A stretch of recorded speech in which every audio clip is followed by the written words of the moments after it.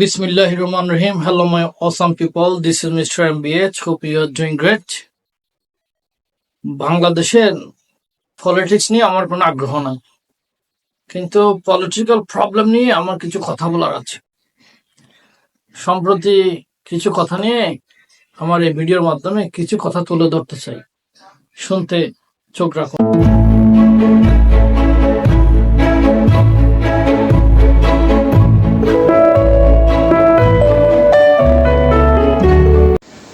জি বন্ধুগণ, বাংলাদেশ এমন একটা দেশ যেটি আসলে 1971 সালে দীর্ঘ 9 মাস রক্তক্ষয়ী যুদ্ধের মাধ্যমে প্রতিষ্ঠা হয়েছিল। অনেকে বলে 3 লক্ষ, অনেকে বলে 30 লক্ষ, একটা সংখ্যা তো হয়েছে শহীদ, যাদের রক্তের বিনিময়ে আমরা আজ এই প্রাণপ্রিয় বাংলাদেশের নাগরিক। আমাদের একটা নিজস্ব পরিচয় আছে, আমরা বাংলাদেশী, এবং লাল সবুজের একটি পতাকা আছে। এটা শুধু লাল আর সবুজ, এটা কাপড়ে পোড়ানো বা মোড়ানো কোনো কাগজ বা আমরা কাপড় নয়। লাল আর সবুজ এই দুইটা রং অনেক মাধুর্য, অনেক গভীর, অনেক তাৎপর্যপূর্ণ।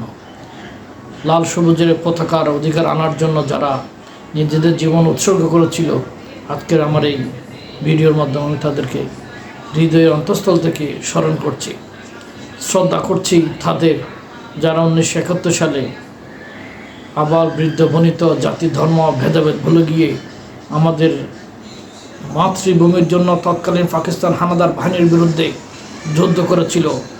এবং পাকিস্তানের তৎকালীন হানাদার বাহিনী যারা এই বাংলাদেশের মাটি, অলিগলি, রাস্তাঘাট, ভাষা বুঝত না, যাদেরকে রাস্তাঘাট চিনিয়ে দিয়েছিল, সেই বাংলাদেশের শত্রু শয়তানদের আমি ধিক্কার জানাচ্ছি, ঘৃণা জানাচ্ছি। শুধু তাই নয়, 1971 সালের পর থেকে 2024 সাল পর্যন্ত যে সমস্ত মানুষ বাংলাদেশের অধিকারের জন্য, বাংলাদেশের স্বাধীনতা সংগ্রামের জন্য প্রতিবাদ করতে গিয়ে হত্যাকাণ্ডের শিকার হয়েছেন, শহীদ হয়েছেন, আমিও তাদেরকে হৃদয় থেকে স্মরণ করছি। পাশাপাশি স্মরণ করছি বাংলাদেশে নয়, শুধু ইতিহাসের একটু ঐতিহাসিক স্মরণীয় এক আন্দোলন, 36 জুলাই আন্দোলন। ছাত্র জনতার দীর্ঘ 36 দিনের আন্দোলনে যে সমস্ত ছাত্রছাত্রী, ছাত্র জনতা, আবাল বৃদ্ধ বনিতা, শিশু কিশোর, গরিব দুঃখী মেহনতি মানুষ, রাস্তাঘাটে যারা ঘুমন্ত শিশু, যারা বাংলাদেশের ছাত্র জনতার আন্দোলনে নিজেকে সম্পৃক্ত করেছিলেন এবং আন্দোলন করতে গিয়ে শাহাদাত বরণ করেছেন, আমিও তাদেরকে আমার হৃদয়ের অন্তঃস্থল থেকে স্মরণ করছি। আসলে আগেই বলছিলাম, বাংলাদেশের পলিটিক্স নিয়ে আমার কোনো আগ্রহ নয়, মাথা ব্যথা নয়, টেনশন নয়, কিন্তু বাংলাদেশের পলিটিক্যাল সমস্যা, প্রবলেম নিয়ে কিছু কথা বলার আছে। আজকে একটা টপিকেও কথা বলতে চাই। গতকাল 11 জুলাই 2025 সালে ঢাকা মিট ফৌজ একজন ব্যবসায়ী, যার নাম ছিলেন সোহেল, ওনাকে নৃশংস কায়দায় দিনে দুপুর হত্যা করা হয়েছে। সেটা কোনো নৃশংস কায়দায় নয়, নতুন একটা আইটেম। আগে আমরা শুনতাম গুলি মেরে হত্যা, চাপাতে দিয়ে হত্যা, রকেট হত্যা, কিন্তু এখন হত্যাকাণ্ডের নতুন এক আইটেমের আবির্ভাব, পাথর নিক্ষেপ করা হত্যা। এই তীব্র, ঘৃণিত, নিন্দনীয়, নৃশংস, অমানবিক কায়দা আমাকে স্মরণ করিয়ে দিচ্ছে আমরা যখন স্টুডেন্ট ছিলাম, একটি টপিকে পড়াশোনা করেছিলাম। সেটা হচ্ছে যে আইএমএ জাহালিয়া যুগ নামে একটা অধ্যায় পড়েছিলাম কোনো একটা জায়গায়, আমার মনে পড়ছে না। সে আইএমএ জাহালিয়া যুগ এমন এক অন্ধকার বিভীষিকাময় যুগ ছিল, যে সময়ে কোনো মানবাধিকার ছিল না, ফ্রিডম অফ স্পিচ ছিল না, কথা বলার স্বাধীনতা ছিল না। মানুষ মানুষকে নৃশংস কায়দায় মারছে। কেন মারছে, কী জন্য মারছে, কী আমার অপরাধ, কেউ আসলে জানেই না, শুধু মারছে আর মারছে। এমনকি সে সময় কোনো ফ্যামিলিতে যদি আল্লাহ রাব্বুল আলামিন কন্যা সন্তান দান করতেন, সেই কন্যা সন্তানকে পাপিষ্ঠ হিসাবে, অভিশপ্ত হিসাবে তাকে মাটি চাপা দিয়ে হত্যা করা হতো, পাত্তর নিক্ষেপ করে হত্যা করা হতো। সেই সময়ের আইএমএস জাহালিয়া যুগের যে আমরা থিওরি পড়েছিলাম বই পুস্তকে, আমার মনে হচ্ছে 2025 সালে আধুনিক বিশ্বে এসে সেই থিওরির প্র্যাকটিক্যাল দেখতে পাচ্ছি। গতকাল 11 জুলাই 2025 সালে মিডপোর্ট রোড জনাব সোহেল হত্যাকাণ্ডের মধ্য দিয়ে সেই আইএমএস জাহালিয়া যুগের যেন আমি দেখতে পেয়েছি প্র্যাকটিক্যাল কি এক হৃদয় বিবারক, মর্মর্ষী, বলার কোনো ভাষা নাই, প্রতিবাদের কোনো ভাষা নাই। শুধু কয়েকবার ভিডিওটা দেখছিলাম, মানুষ এত নিষ্ঠুর কেন? এই নিষ্ঠুরতা শুধু গতকাল 11 জুলাই ছিল না, সম্প্রতিকালে 5 আগস্ট 2024 সালের পরে, এই যে আমি আগে বলছিলাম 34 জুলাই কথা বলছি, এই 34 দিনে যে ঐতিহাসিক একটি আন্দোলন হয়েছিল, ছাত্র জনতার আন্দোলন, সেই আন্দোলনে অনেক মানুষ শহীদ হয়েছেন। তারা মনে করেছে জুলাই আগস্টের মধ্যে দিয়ে বাংলাদেশের নতুন একটা পরিস্থিতি এসে, পরিবেশ এসেছে। আসলে তাই এসেছে। মানুষের মধ্যে এখন মব কালচার তৈরি হয়েছে, মানুষ নিজের হাতে আইন তুলে নিয়েছে। আগে যারা আগের সরকারের সময় ন্যায় বিচার প্রাপ্তি ছিল কিন্তু বিচার পায়নি, সুবিচার পায়নি, তারা এখন মনে হচ্ছে নতুন পরিবেশে এসে সুযোগ পেয়েছে, নিজের বিচার নিজেই করছে। মব কালচারকে আমরা প্রমোট করছি না। মব কালচার হতে পারে একটা প্রতিবাদের ভাষা। যখন দেশে ন্যায় বিচার থাকে না, তখন মব কালচার মাধ্যমে নিজেই তার ন্যায় বিচার প্রতিষ্ঠিত করে। এই যে গতকাল 11 জুলাই 2025 সালে ঢাকা মিডপোর্টে যে হত্যাকাণ্ড হয়েছে, এমনও তো হতে পারে গতকাল যিনি শিকার ছিলেন আজকে তিনি শিকারী হয়ে গেছেন। গতকাল যিনি শিকার ছিলেন আজকে তিনি শিকার। দ্যাট মিনস হচ্ছে গতকাল যিনি অত্যাচারী ছিলেন আজকে তিনি অত্যাচারিত। হয়তো জনাব সোহেল অতীতে এমন কোনো কিছু করেছে যার কারণে নৃশংস কায়দায় তার উপর পাশবিক এই অমানবিক হৃদয়স্পর্শী ঘটনা হয়েছে। আমরা তার এই মৃত্যুকে আমরা ঘৃণা করছি। অপরাধ যাই হোক, তার বিচার হোক। শুধু গতকাল জনাব সোহেল নয়, এটাকে আরও অনেক হৃদয়স্পর্শী ঘটনা ঘটেছে। এর মধ্যে চাঞ্চল্যকর দুই একটা ঘটনা হচ্ছে যে 2012 সালে 9 ডিসেম্বর বাংলাদেশের একজন নাগরিক যার নাম ছিলেন বিশ্বজিৎ, দিনে দুপুরে তৎকালীন সরকারের নেতাকর্মীরা দিনে দুপুরে তাকে চাপাতি দিয়ে হত্যাকাণ্ড ঘটিয়েছে এবং তাকে হত্যা করা হয়েছে। ভিডিওতে দেখেছিলাম, তখনও আমার হৃদয়ে স্পর্শ করেছিল। এটা যেমন মর্মান্তিক ছিল, গতকালকে পাথর নিক্ষেপ করে যে হত্যা, এটা আরও অমানবিক, নতুন কায়দায় নৃশংস, নিন্দনীয়, ঘৃণিত কাজ। আমরা ঘৃণা করছি, মন থেকে তীব্রভাবে ঘৃণা করছি। এরকম আরও মব কালচার হয়েছে। যেমন বাংলাদেশের পক্ষে কথা বলতে গিয়ে আবরার বুয়েটের মেধাবী শিক্ষার্থী, আমাদের ভাই, তিনি শাহাদাত বরণ করেছেন। তার উপর অমানবিক নির্যাতন হয়েছে। গণকালচারের মাধ্যমে রুমে নিয়ে তাকে নৃশংসভাবে অমানবিক কায়দায় লাঠি বৈঠা দিয়ে তাকে হত্যা করা হয়েছে। তো 11 জুলাই যা ঘটেছে সেটা আমার দৃশ্যতে মনে হয়েছিল এক আইএমএস জাহালিয়া যুগ। হৃদয় স্পর্শে পাথর দিয়ে একদম দিনে দুপুরে মানুষকে এভাবে হত্যা করা, নিজের হাতে আইন তুলে নেওয়া, যদিও তার দৃষ্টিতে হয়ে থাকে, কিন্তু এটা কোনোভাবেই কাম্য নয়। আমি আগে বলেছিলাম গতকালকে যিনি ছিলেন অত্যাচারী, তিনি আজকে অত্যাচারিত। মানে হচ্ছে গতকাল যিনি শাসক ছিলেন আজকে তিনি সেবক হয়ে গেছেন, গতকালকে যিনি শিকার ছিলেন আজকে তিনি শিকারী হয়ে গেছেন। হতে পারে ব্যক্তিগত অনেক ব্যবসায়িক, অর্থনৈতিক, রাজনৈতিক, সমাজনৈতিক বিভিন্ন কারণে মত পার্থক্যর কারণে অনেক সময় নিজের সুবিধা মতো কথা বলতে গিয়ে, চলতে গিয়ে অনেক রকমের কিছু হয়তো অতি সমস্যা থাকতেই পারে। তার প্রতিশোধ হয়তো সে সময় ন্যায় বিচার পায়নি, এখন নতুন পরিস্থিতি এসে মনে হচ্ছে আমি ন্যায় বিচার পাবো, নিজেরা নিজেই তুলে নিয়েছে মব কালচারের মাধ্যমে।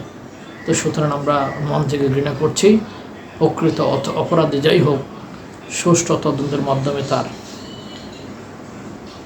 বিচার করা হোক।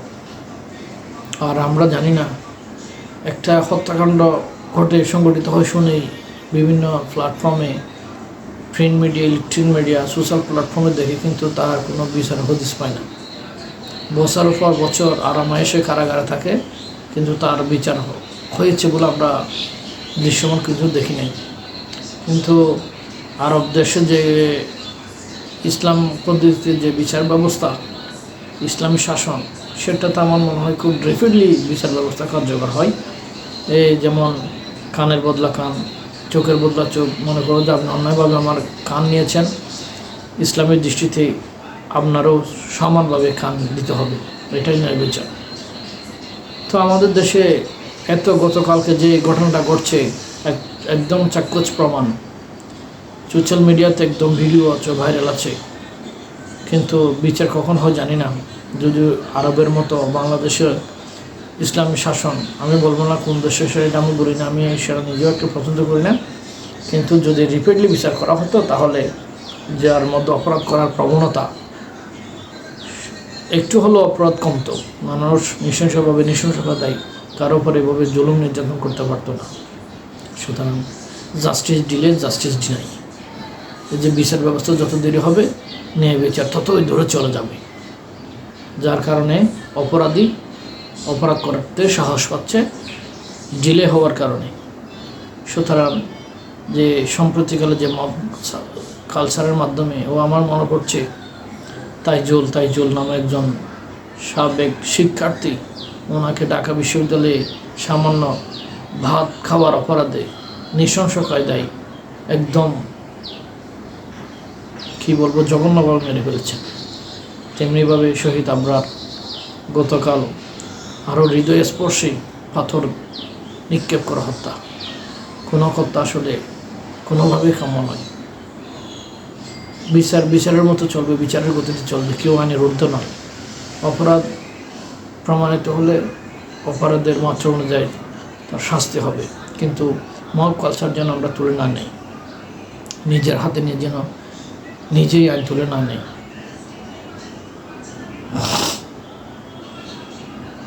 তবে আমার দৃষ্টিতে মনে হচ্ছে 5ই আগস্ট 2024 সালের এই পরিবর্তনের ফলে মানুষের মধ্যে একটা স্পিরিট এসেছে। আমি প্রতিবাদ করতে শিখেছি। 36 দিনের যে আন্দোলন, আমরা অনেকে অসক্রিয় ছিলাম, অংশগ্রহণ করেছি। এই আবাল বৃদ্ধ বনিত কিশোর, আমরা যারা কিশোর আছে আমাদের মধ্যে যে স্পিরিট, আমরা এখন প্রতিবাদ করতে জানি। সুতরাং অনেকে হয়তো এখন মব কালচারের মাধ্যমে নিজের অধিকার আদায়ের জন্য প্রতিবাদ করছে, এটাও একটা ভালো দিক, কিন্তু সেটা যেন অন্যায় না হয়। প্রতিবাদ করতে হবে আমাদেরকে, আমাদের ভয়েসকে সবসময় রেজ করতে হবে, আমাদের প্রতিবাদের ভাষা সবসময় জাগ্রত রাখতে হবে, আমাদের ফ্রিডম অফ স্পিচ যেন আমরা প্রতিষ্ঠা করতে পারি। আমাদের যেখানে অন্যায় হবে সেখানে আমাদের প্রতিবাদ হবে, প্রতিরোধ হবে, কিন্তু ন্যায়ভাবে, ন্যায়সঙ্গতভাবে। সেজন্য অনেকে মনে হয় হয়তো 2024 সালের 5ই আগস্টের পরে নতুন পরিবেশে এসে সবাই নিজে একজন বিচারক নিজের অতীতকালের অন্যায়ের বিচার যেন নিজেই দিচ্ছে। হয়তো হতে পারে জনাব সোহেল আগে ছিলেন একজন বিচারক, গতকাল হয়ে গেছেন আসামি।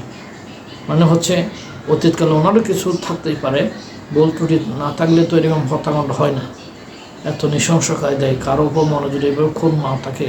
অনেকে আমরা শুনতেছি সেটা চাঁদাবাজি, এত ছোটোখাটো বিষয়ে চাঁদাবাজ, এই ছোটোখাটো একটা শব্দের কারণে এরকম নৃশংসতায় কিছু হবে, এটা আমি অন্তত মনে করি না।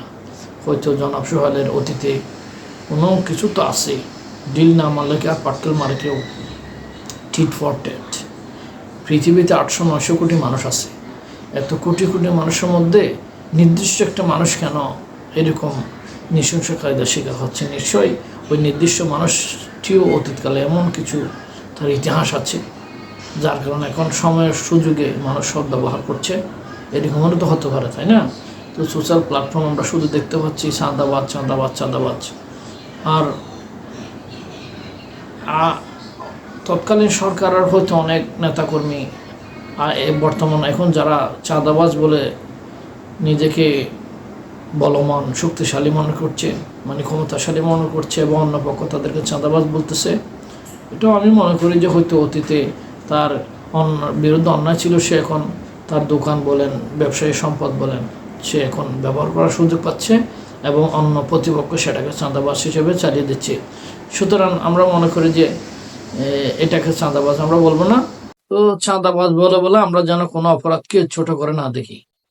আর আমার সম্পদ, অর্থবিত্ত, আমার প্রতিপক্ষ দখল করেছে, এই সুসময়ে এসে আমি সেটা নিতে গেলে সেটা আমি চাঁদাবাজ হয়ে যাবে, এটা আমি মনে করি না। তবে যেন যুক্তিসঙ্গত ভাবে হয়। তো গতকালকে যে হত্যাকাণ্ড হয়েছে মর্মান্তিক আইএমএ জাহালিয়া যুগের স্টাইলে, সেটাকে অনেকে চাঁদাবাজি করতে গিয়ে চাঁদা নিয়ে দ্বন্দ্ব ফলে এই হত্যাকাণ্ড, এরকম অনেকে সোশ্যাল মিডিয়াতে বলছে। সোশ্যাল মিডিয়া একটা সস্তা প্ল্যাটফর্ম, এটা আমি যতটুকু মনে করি এখানে সবাই ওপেন প্লেস, যার যার মনে করে কথা বলে। কিন্তু এই ছোটখাটো চাঁদা বিষয়ে যে এরকম মর্মান্তিক হত্যাকাণ্ড হবে, এটা আমি অন্তত মনে করি না। হয়তো জনাব সোহেলের অতীতের কিছু একটা তো আছে, না হলে কি এরকম অমানবিক নৃশংস কায়দায় তার এভাবে চলে যাওয়া ঠিক নয়। তো আমরা আসলে কোনো হত্যাকাণ্ড, কোনো অপরাধকে আমরা প্রমোট করি না, আমরা ঘৃণা করি। অপরাধের বিচার হবে অপরাধের মাত্রা অনুযায়ী এবং প্রশাসন তার দেখভাল করবে। সুতরাং আমরা গতকালকে নির্মম নৃশংস হত্যাকাণ্ডের আবার ঘৃণা জানাচ্ছি। আমরা শুধু বলবো অন্যায়ের প্রতিবাদ করব, যেখানে অন্যায় সেখানে আমাদের প্রতিরোধ থাকবে, আমরা ন্যায়ের পক্ষে থাকবো এবং আমিও আপনাদের সাথে আছি। আপনার বন্ধু বান্ধবকে ভিডিওটি শেয়ার করে বলে দিন হ্যালো মিস্টার এমবিএস সাথে আছে, সঙ্গে আছে। Thank you very much.